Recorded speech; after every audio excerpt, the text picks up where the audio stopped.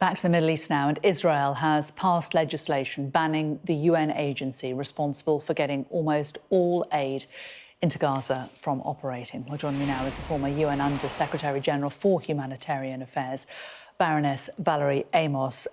Baroness Amos, Israel says UNRWA employees have been found to work for Hamas. Are they not entitled to therefore class it as a terrorist organisation? No, I don't agree with that at all. Firstly, what UNRWA is there for is to provide, critical basic services and humanitarian aid to millions of people in Gaza, the West Bank and East Jerusalem.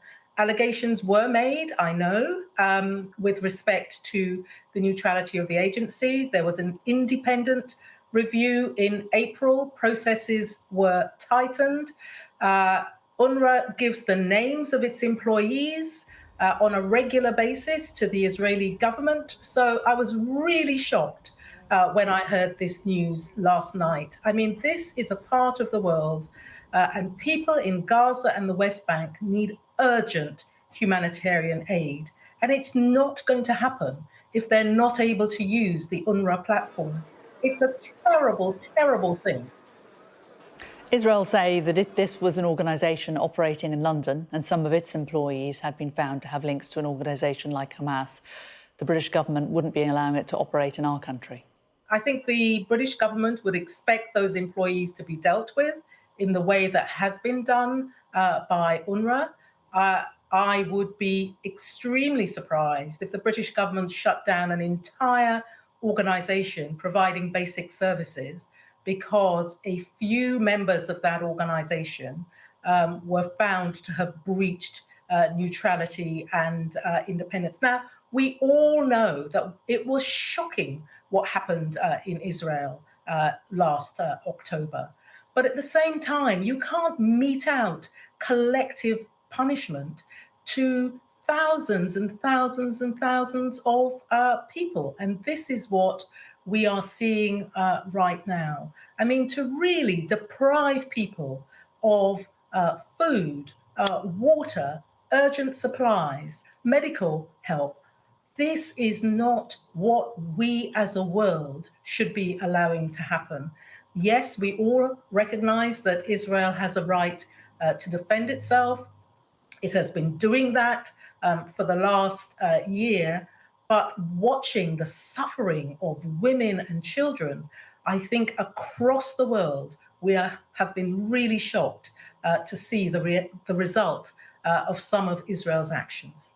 And Israel said that an organization that is needed to provide that humanitarian support can no longer operate. It is something. It's not just the fact that. Sorry, there's a bit of a delay on the line. But Israel says it's not just the fact that there are links to Hamas. It also says that Hamas is able to divert aid from UNRWA, that it is compromised. Do you accept that there are problems with the distribution of aid by UNRWA in Gaza? I was at the United Nations responsible for the response to humanitarian crises around the world for 5 years. Worked in numerous conflict zones, including Syria. And yes, we were battling all the time to make sure that the aid went to the people who needed it. And we were able to do that. A minimum, and it is a minimum amount of aid gets diverted. If you look at what happened in Syria and other conflicts across the world, and we were able to show that. We have seen those pictures of what is happening in Gaza. These are people that urgently need our help. And I really, really hope that this legislation, though it's been passed, will not be implemented. I hope that there will be discussions around getting a peace process going, the hostages returned, and some form of long-term resolution to the challenges in the region. Banning UNRWA is not going to help that. It's actually going to put that back a long, long way. It's not just Gaza, of course, that UNRWA works. It's the West Bank, it's East Jerusalem, it's Syria, it's Lebanon as well. How concerned are you about the knock-on effect that it will have on all of those countries, and especially in terms of education provision for young Palestinians? Well, we will lose a generation. There are over 500,000 Palestinian girls and boys that rely on UNRWA for the provision of education. That will stop. It's a terrible situation that we are looking at.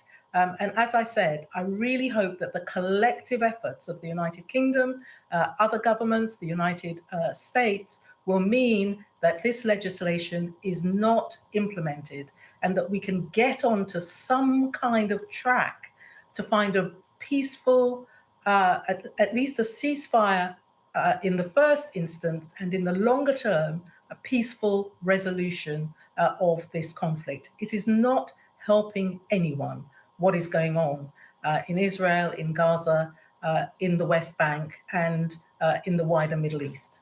There are wider concerns by some that by refusing to deal with this organisation, by banning it, Israel are seeking to erase the Palestinian refugee issue, of course, the right of return, a contentious issue that's been at the heart of many of the obstacles towards a two-state solution. Do you fear that? It doesn't do that. It doesn't do that. It doesn't get rid of the refugee status of those millions of Palestinians. But it does remove one. It does essentially remove one organisation that represents them. It removes an organisation that provides basic services to those refugees. That's what it does. It doesn't actually in any way deal with the refugee status of those Palestinians. Baroness Amos, very good to talk to you today. Thanks very much for joining us. Thank you.